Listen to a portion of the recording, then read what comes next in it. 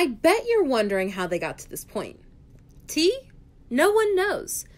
So often, movies rely on common themes like love at first sight to help develop plot lines and cheesy rom-coms. Not only are these inaccurate ways to portray love, they also reinforce unrealistic expectations about what love is, and that's the T. So, at the end of the day, are the ways in which movies portray love problematic? To figure it out, let's go back a little bit.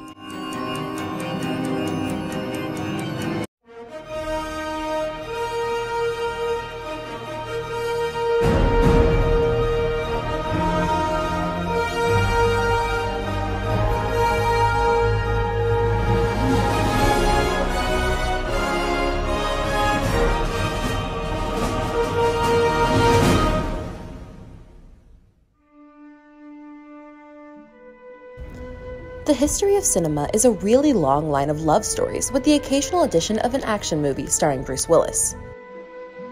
You're probably wondering, why does Hollywood make so many movies about love?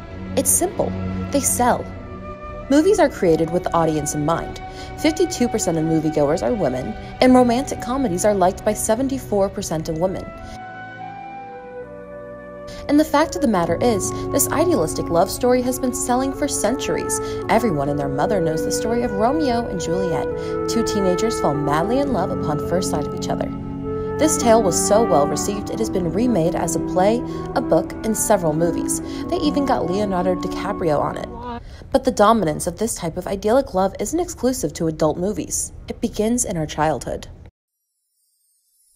Walt Disney is a very popular franchise, and this past year it made a net income of $12.6 billion. Their success stems from both its movies and TV shows, as well as its theme parks, which are based off of the films they produce.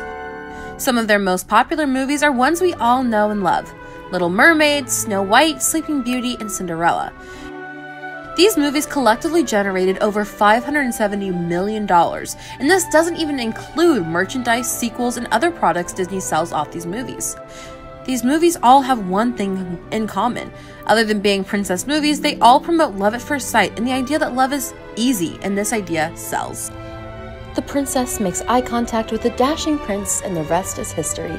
They're smitten and hopelessly in love.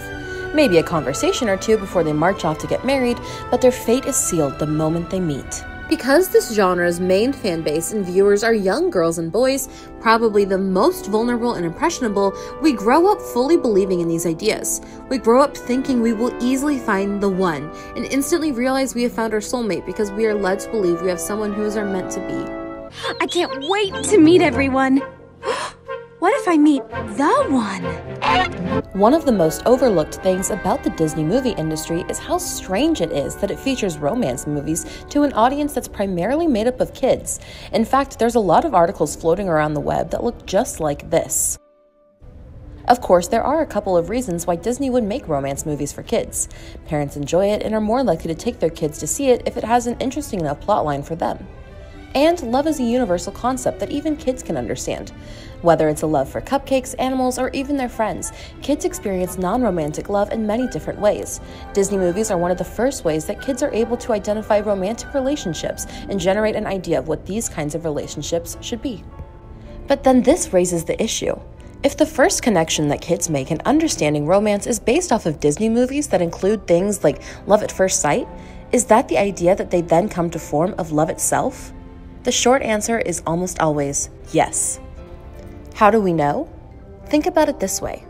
As these kids who grow up on Disney movies get older and start experiencing love, wouldn't they realize that things like love at first sight don't necessarily exist? Well, one would think so, but the issue is that as kids grow up and stop watching Disney movies, they start watching other romance movies that continue to enforce ideals like love at first sight. So as kids grow up and their movie choices change, the same ideas are still prevalent in these plot lines. So even though things like perfect and idyllic love are seen as childish, they're really not. They just aren't always animated movies. Let's take a step back and look at what happens in the real world. A study was done that emphasized that when people do claim that love at first sight exists, it's only with beautiful people. I mean, who falls in love with an ugly person at first sight? Also, it showed that more men than women claim to experience love at first sight. Specifically, 61% of women believe in love at first sight, while 72% of men believe it. This is odd due to the fact that girls are the main target audience for all the romance movies. Why? Think about it. Women are constantly shown that the idea of love at first sight and happy ever afters exist. Their expectations are high. Of course, every girl wants a Peter Kavinsky, but who actually finds one? Being let down again and again ultimately demoralizes women.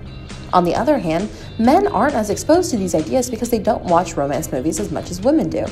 As a result, they don't have these exceedingly high expectations of the perfect love story, leading them to imagine their happy ever after based on reality, what is actually attainable, making the idea of love at first sight more of a possibility. This tells us that love at first sight isn't really love and passion that people normally associate with a happy ever after, but love at first sight is simply just attraction. The incidents that don't work out as planned, the majority of the time, don't get talked about, also overlooking the fact that love at first sight is usually not a mutual feeling, unless it's two super beautiful people. Today, millennials are more likely to believe in love at first sight than older generations are. While these statistical shifts could be attributed to many life factors, it is likely that the portrayal of love in media plays a large role. Because women are often the target audience of romantic movies and grow up watching movies that feature the idyllic portrayal of love, they seem to grow up expecting the existence of love at first sight. This explains the statistic that 90% of women between the ages of 18 to 29 believe in love at first sight. As women grow older, though, these expectations are likely dashed by real-world experiences that are nothing like the movies they grew up watching. Thus, that demographic's belief in love at first sight percentage drops dramatically in later years to only 56% of women between the ages of 30 to 39 saying that they believe in love at first sight. What's interesting, though, is that more recent movies are moving away from cheesy romantic plotlines. While these plotlines continue to exist in many movies, there have been a plethora of new movies without it. According to Entertainment Times, it's rare for a cheesy romantic movie to even make it into the top 10 grossing movies the year it premieres. Movie watchers have moved away from the typical plotlines of love. In fact, some of the most successful movies in the past year have neglected love plotlines at all. The Disney classic Moana made over $643 million and has no story of love in the entire film. If we think back a few years too, we all remember just how popular Frozen was. The movie exploring sisterhood and personal growth raked in almost $1.3 billion. This popular Disney tale displayed Anna and Hans falling in love at first sight. Yet it went on to debunk this as Anna realized Hans was not her true love, as she fell in love with someone else after getting to know him.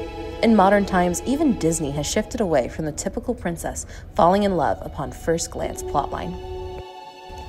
However, Disney is not alone in this trend. An upcoming movie, Isn't It Romantic?, aims to be a satire of romantic comedies, mocking that movie style by imitating a fake rom-com world. It's just a movie. You see, Natalie, life's not a fairy tale. Girls like us don't get that. But why? Well, look in the mirror, doll. We're no Julia Roberts. The hype surrounding it reveals just how anticipated this film is.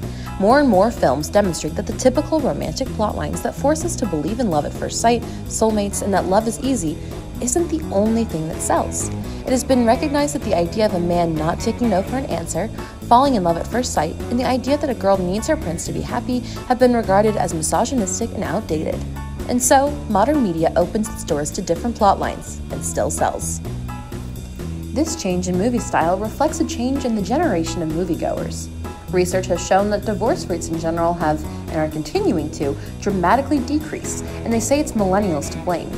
Marriage have decreased as well, but calculations by the researchers show that the lower divorce rates are not a reflection of the marriage rates.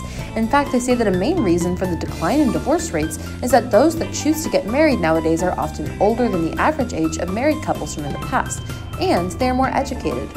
We can deduct that because they are more educated about marriages, these couples last. Perhaps they realize the true commitment and hardships that come with being in a relationship and do not buy into the idea that movies and media often portray, that love is easy and you will fall in love instantly with the right one and know it'll last forever and ever. Our generation is starting to realize that this is unrealistic and an inaccurate portrayal.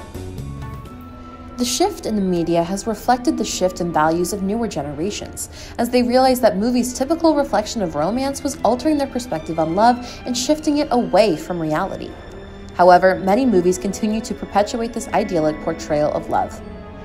So the next time you go to see a movie, whether it's a rom-com or an action movie, think about the ideals it is promoting. Should we watch these movies for entertainment purposes without considering the potential effects it has on viewers? Is it problematic to enforce stereotypes of what love should be versus what it is?